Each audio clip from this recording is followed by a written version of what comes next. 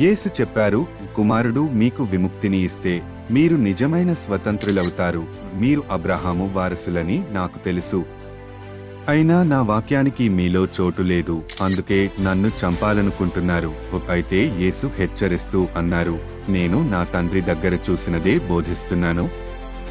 మీరు మాత్రం మీ తండ్రి వింటే చేసిన పనులే చేస్తున్నారు.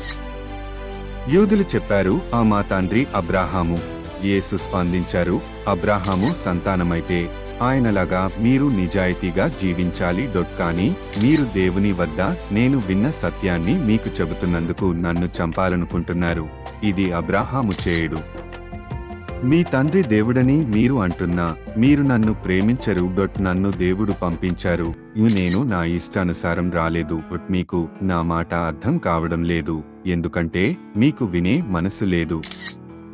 మీ తండ్రి సాతాను, అతడు అబద్ధాల తండ్రి. వాడిలో సత్యం లేదు.